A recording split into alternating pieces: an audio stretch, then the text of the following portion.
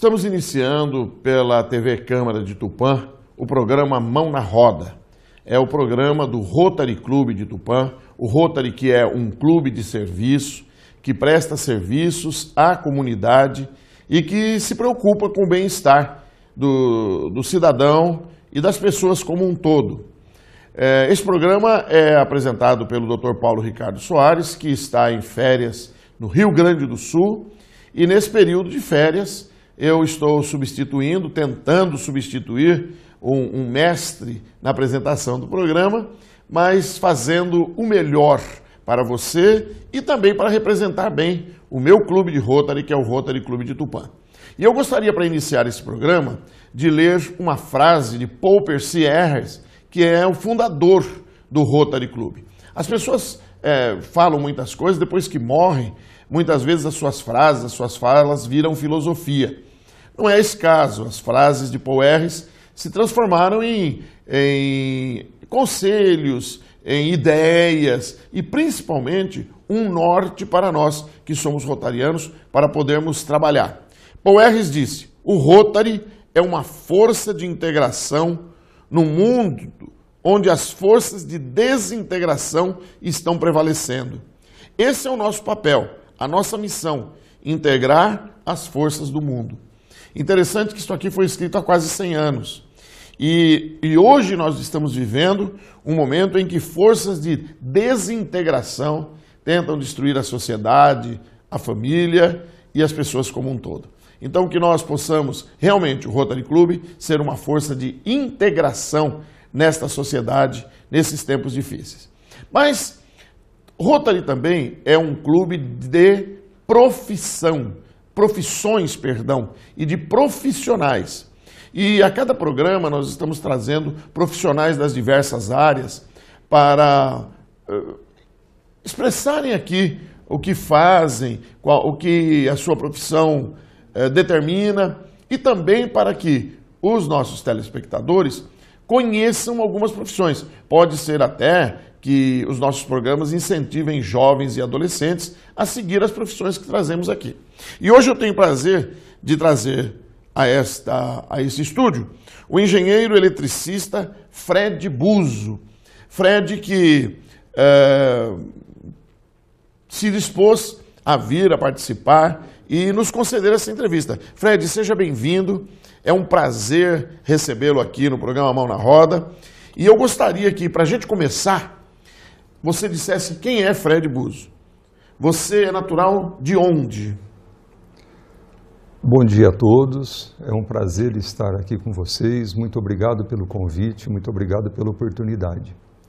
Eu sou natural de São José do Rio Preto, nasci em 1960, fiz engenharia elétrica em Barretos, mas eu trabalho desde meu primeiro registro aos 15 anos. Comecei na profissão de alfaiate, que meu pai era alfaiate. Depois trabalhei numa loja de material elétrico, Casa dos Lustres, em São José do Rio Preto.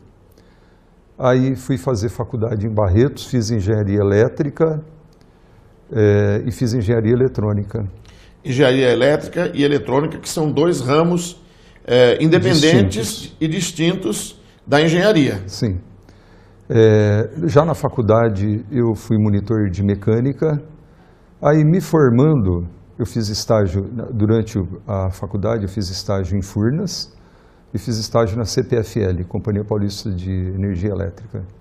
Aí me formei e eu vim trabalhar em 1984 aqui na Granol, em Tupã. Então você veio para Tupã em virtude do seu emprego na Granol? Sim. Ah, muito bem. Essa seria a minha próxima pergunta. Como é que você veio para Tupã? Se foi escolha sua ou uma escolha profissional? Então você já me respondeu. Sim. É uma questão profissional. Você veio para trabalhar na Granol? Vim para trabalhar na Granol. Na área de engenharia elétrica. Da engenharia elétrica, certo. Isso. A Granol estava num período de bastante expansão e eu participei no desenvolvimento de vários projetos. E nessa oportunidade eu também comecei a dar aula na escola técnica, no Lélio Pisa, que tinha o curso de eletromecânica. Então eu lecionei também. Mas isso foi até 1987, porque em 1987 até 1992 eu fui para Cuiabá. Eu recebi uma proposta da Chimbo de Bauru e eu fui gerenciar essa empresa em Cuiabá, onde eu fiquei durante 5 anos. Então eu tenho o meu filho Renato, que é pastor da Igreja Batista, que ele é cuiabano, ele nasceu em Cuiabá. Tenho o Ricardo, que ele, meu segundo filho, que ele também é cuiabano, nasceu lá, e hoje ele é engenheiro eletricista, já fez o Seguiu a profissão do pai. Seguiu a profissão do pai. Hoje ele já terminou o mestrado dele lá na Unesp em Ilha Solteira, agora ele está fazendo o doutorado dele em engenharia elétrica, né? E ele mora aqui também com você? Ele mora em Ilha Solteira. Ilha Solteira, perfeito. Ilha Solteira. E eu tenho meu filho caçula, que é o Rodrigo, que ele se formou em odontologia e agora ele está fazendo o mestrado dele na USP de Bauru. Tá cursando ainda, né, o mestrado. E então, aí nesse período todo, eu voltei de Cuiabá em 1992. Nós vivíamos uma crise bastante severa e eu, na verdade, acabei montando uma padaria. Eu fui padeiro durante 11 anos. Mas espera aí, padaria não tem nada a ver com engenharia elétrica? Não tem, mas nós atravessamos um momento de crise parecido com esse que nós estamos atravessando agora. E eu, com 3 filhos, eu, na verdade, tinha que trabalhar e no ramo de engenharia elétrica. Sustentar a família e a casa, né? E na época eu estava em Cuiabá e, na verdade, a Chimbo, ela faliu, né? Ela quebrou. E eu, na verdade, tive que voltar para Tupã. Agradeço ao meu sogro, porque eu morei durante um ano na casa dele, até construir a padaria. E depois eu parei de ser engenheiro e fui ser padeiro. Continuei lecionando dei aula de física. Você deu aula de física, né? Sim. Quantos anos você lecionou física? Bem dizer, de 1992 até 2010. Eu parei agora em 2010. Um período bem extenso. Bem extenso. Lecionei no... E são experiências, né? A gente adquire muita experiência lecionando. Eu tenho formação em sociologia e dei aula de história há 16 anos. E eu sei como é gratificante a gente lecionar, mas ao mesmo tempo a cobrança é muito grande. E hoje, principalmente, estamos vivendo um período muito difícil para os professores como um todo, em virtude da falta de educação de berço dos alunos. Sim. Falta de educação dentro de casa. Alguns pais acham que são os professores que têm que educar os seus filhos, e isso não é verdade. Então isso acarreta um estresse muito grande para o professor. Você concorda comigo? Além disso, também a baixa remuneração. Tanto é que eu fiquei até 2010 dando aula, dava aula no COC, onde até a remuneração é bem melhor do que o pessoal da rede pública de ensino. Mas mesmo assim, a atividade de projeto acaba sendo muito mais rentável, muito mais interessante. E além do que, a gente sempre levou a profissão da gente muito a sério. E na época havia muito desinteresse por parte dos alunos, né? A gente preparava as aulas, queria que os alunos realmente entrassem nas melhores faculdades, mas os alunos não tinham a mesma disposição. Então isso causava assim uma certa indigestão na gente, e eu optei por falar, olha, não vou parar de dar aula. E eu vou te dar uma triste notícia. Hoje está bem pior, viu? Hoje está bem pior. Né? Falta de interesse, analfabetos cursando, analfabetos funcionais, na verdade, já cursando ensino médio, né? Então, a probabilidade de chegar a uma faculdade é muito difícil. Aí o governo precisa ficar criando cotas, precisa ficar criando sistema para tentar empurrar. Sim. Mas que profissionais nós teremos daqui a alguns anos, não é verdade?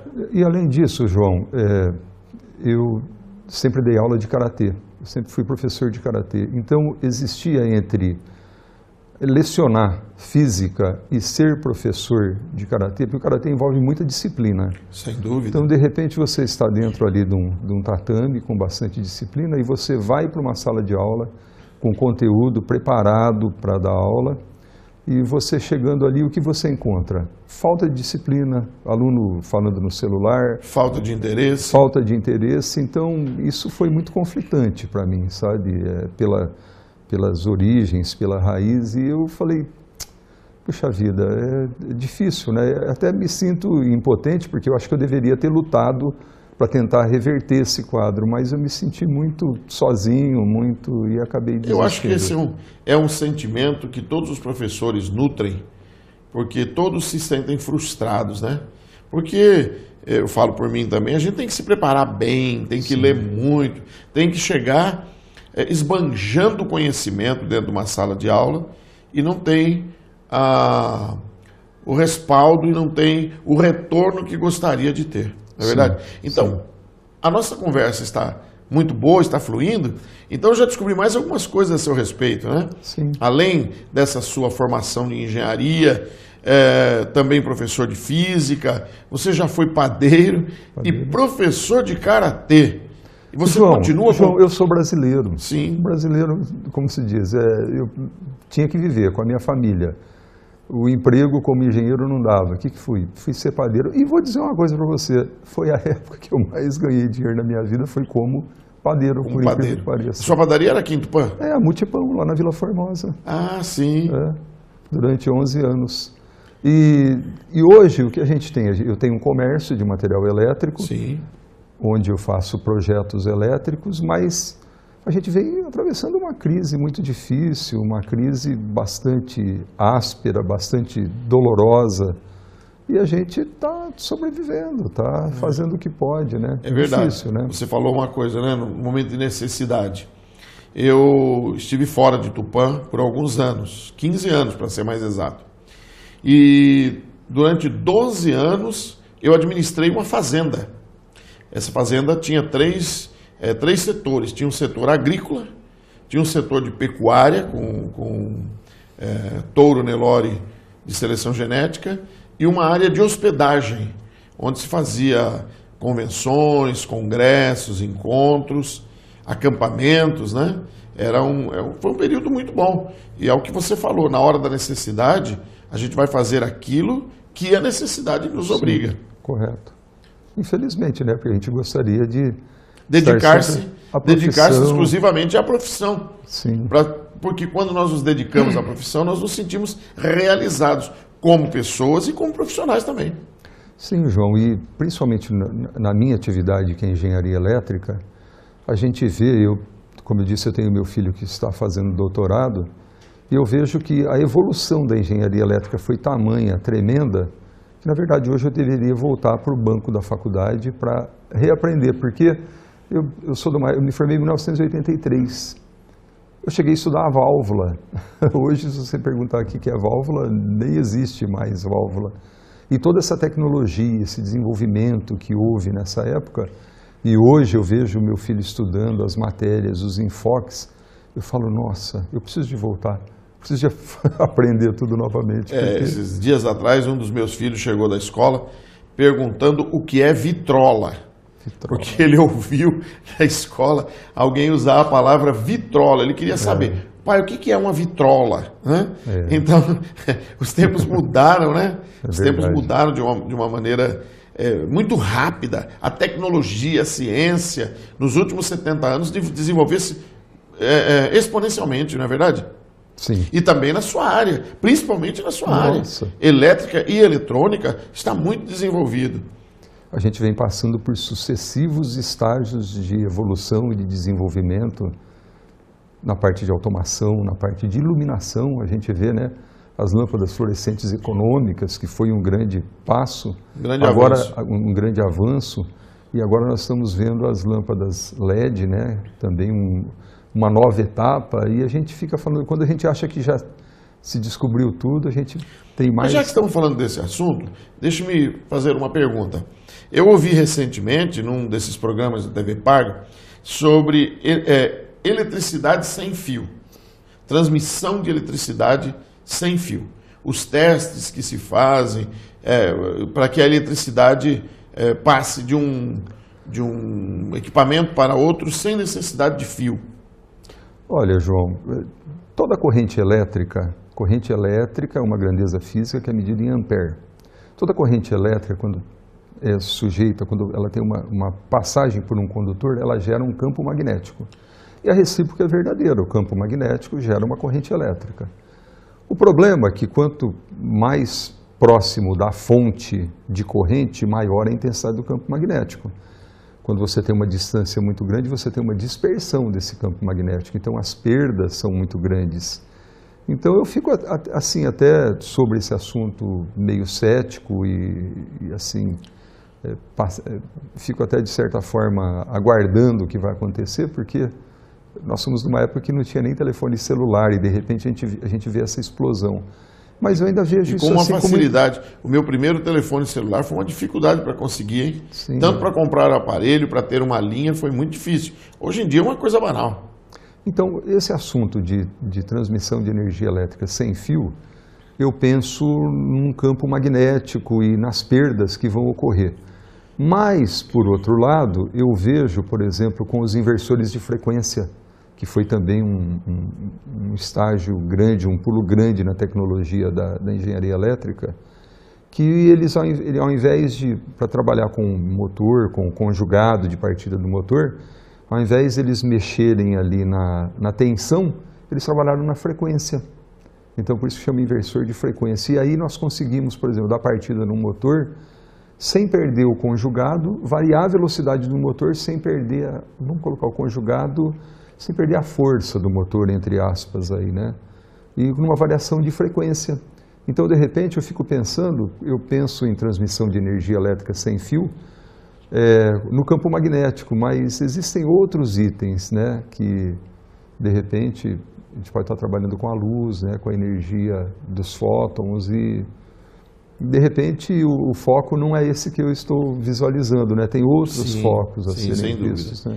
Como nós dissemos a princípio, a ciência ela se renova e se atualiza praticamente todos os dias, né? Muito não dá dinâmica. tempo nem de dizer, mês que vem vai surgir uma coisa nova, ano que vem. Não, diariamente estão surgindo novos equipamentos, novas tecnologias. Principalmente, João, na minha área, que é a área de engenharia elétrica. Todo dia nós temos um equipamento novo, uma ideia nova, um equipamento novo. Algumas coisas, inclusive, para facilitar a vida, né? Nossa, para facilitar a vida do profissional na área elétrica, não é verdade? Demais. Conexões, uma facilidade muito grande. Sim. Antigamente era complicado fazer uma instalação elétrica, fazer uma instalação qualquer. Hoje está mais simples, às vezes com 2, 3 conectores, não é verdade? Sim, o desenvolvimento tecnológico na área de materiais elétricos, nossa, nós tivemos um aumento na parte de isolamento de cabos, né? Cabos anti-chama, enfim, tensões de isolamento, espessuras menores para uma tensão de isolamento maior. Desenvolvimento tecnológico nosso, a cada dia nós temos uma surpresa e um material mais eficiente, mais leve, e a concorrência deixa o material mais barato, né? Mais viável, né? Já que estamos falando de modernidade, nós tivemos alguns anos atrás, uma mudança na forma das nossas tomadas com 3 pinos, uma tomada mais, a bitola um pouco maior. Segundo os entendidos no assunto, isso foi criado para aumentar a segurança. Mas nós somos o único país do mundo que usa esse sistema de tomadas diferenciadas. Isso ajudou, piorou? O que você acha? Deveria ter permanecido como era antes? Tecnicamente, aquele formato hexagonal, a profundidade, tecnicamente ele é mais seguro. Só que o Brasil esqueceu que nós vivemos no mundo. E quem fez esse projeto esqueceu que hoje nós vivemos aí, como se diz, um intercâmbio mundial de equipamentos e de materiais. Estamos vivendo num mundo globalizado. E não podemos esquecer que as nossas casas já têm tomadas que estão em outro padrão. E aí cria-se um problema grande, ainda mais essa tomada que foi desenvolvida, que é o padrão brasileiro, ela é um pouco mais profunda, ela ocupa um pouco mais dentro da caixinha do que a tomada convencional. Então, o que acontece? Quando você arranca uma tomada normal e você vai colocar essa tomada, o que acontece? A profundidade dela, aqueles parafusos do fundo, se você não tiver muita cautela, ela acaba encostando no fundo e fechando um curto-circuito. Então, se o eletricista não for bastante zeloso, cuidadoso, ao invés de ele resolver um problema com segurança, ele vai aumentar o problema. Então, eu acho que, realmente, quem teve a ideia de fazer esse padrão Realmente ela melhorou a segurança, mas as nossas casas, eu hoje na minha casa, na sua casa, nós ainda temos as tomadas convencionais. E aí? Muitas aí a gente tem que lançar mão daqueles T's, daqueles Benjamins, e aquilo ali sim... Adaptador, aquilo sim é perigoso. Aquilo ali sim, porque hoje nós temos tomada para 20 amperes, para 10 amperes, elas têm os pinos de diferentes bitolas. Sim. Então você tem uma tomada para 20 amperes, é uma bitola. Para 10 amperes, uma bitola menor. Aí você vai tentar colocar o de 20 no de 10, ele não entra. Mas o de 10 na de 20 entra com folga. E em instalação elétrica, todo mau contato gera calor. Aí você tem uma tomada dessa próximo de uma cortina, próximo de alguma coisa inflamável, ele acaba sendo um ponto de ignição.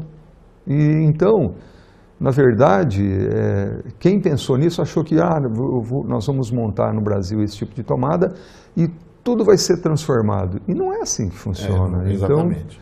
E hoje nós sofremos que o pessoal que é adaptador, é proibido a venda dos adaptadores. Sim. E aí como é que fica? Você tem que trocar a tomada, para trocar a tomada você tem um custo, tem que ir atrás de um eletricista. Aí tem o problema da caixinha, que muitas vezes você não consegue colocar a tomada dentro da caixinha existente. Um problema operacional, inclusive. Então eu acho que quem, na verdade, devia ser algum recém-formado que inventou essa, não tinha tanta experiência e falou, nossa, vou inventar o pulo do gato. Até posso fazer uma brincadeira? Pode, claro. O cara que inventou essa tomada, eu acho que é mais ou menos quando eu dava aula, eu dizia para os alunos, ele quis inventar uma coisa, eu sempre dizia para os alunos que eu tinha inventado a lei que rompia a lei da gravidade. Eu falei assim, olha, eu estou fazendo um experimento que eu vou colocar uma peça aqui e ela vai ficar parada no ar. Aí os alunos, mas como? Eu falei, não, você pensa o seguinte, uma pessoa pobre quando passa manteiga no pão, o pão cai com que lado para o chão? O lado da manteiga. O lado da manteiga cai para o chão. Se você pega um gato e coloca o gato com as pernas para cima e joga o gato no chão, o gato cai com as costas no chão. Ele vai virar-se e cair com as 4 patas no chão. Então, são os 2 princípios que eu vou adotar no meu desenvolvimento. Eu vou colar um pão com manteiga nas costas do gato. Então, e vou soltar o pão com manteiga e o gato colado no ar. Se o gato cair com as pernas no chão, o pão cai com a manteiga para cima. Se o pão cair com a manteiga para baixo, o gato fica com as pernas para cima. Conclusão, não vai cair, vão ficar os dois, o gato e o pão com manteiga vão ficar no ar. Realmente brilhante. E quem fez essa tomada, eu acho que tinha essa ideia também. Esse tipo de pensamento. Eu acho que sim. Muito bom, nós chegamos ao final do nosso primeiro bloco, a nossa conversa está fluindo bem, muito, muito bom mesmo conversar com você, Fred. Mas nós vamos ter um rápido intervalo e depois... No segundo bloco, nós vamos falar sobre as atividades de um engenheiro eletricista.